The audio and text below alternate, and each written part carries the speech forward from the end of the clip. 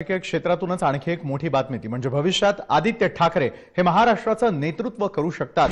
संजय राऊत यांनी हे वक्तव्य केलंय। मुख्यमंत्री पदाच्या शर्यतीत आदित्य ठाकरे ही आहेत। ठाकरे घराण्यातील व्यक्ती निवडणुकीच्या राजकारणात सक्रिय होणार असं संजय राऊत यांनी संकेत दिलेले आहेत। आता नवी पिढी जी आहे ती राजकारणामध्ये सक्रिय होताना दिसतेय। शिवसेनेतही अशीच भूमिका जी आहे ती मांडलेली आहे संजय राऊत यांनी। संजय राऊत यांचं म्हणणं आहे की ठाकरे घराण्यातील व्यक्ती आता निवडणुकीच्या राजकारणात सक्रिय होणार। संजय राऊतांनी या प्रकारचे संकेत दिलेत। भविष्यात आदित्य ठाकरे हे महाराष्ट्राचं नेतृत्व करू शकतात असं देखील त्यांचं म्हणणं आहे। संजय राऊतांनीच हे वक्तव्य केलं। आजही आदित्य ठाकरे हे सक्रिय राजकारणामध्येच आहे।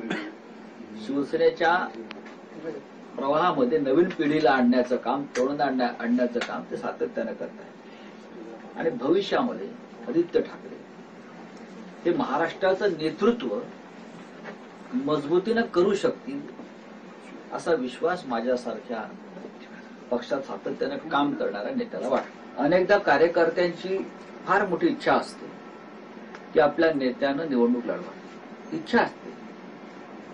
त्या बाबतीत बाळासाहेब ठाकरे अपवाद होते, उद्धव ठाकरे अपवाद आहे।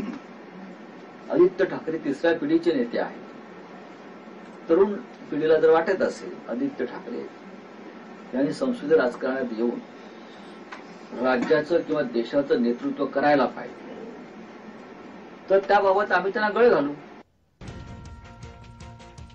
आणि या संदर्भात आमचे सिनियर पॉलिटिकल करस्पॉन्डंट खुद्द दिनेश दुखंडे जोडले गेलेले आहेत।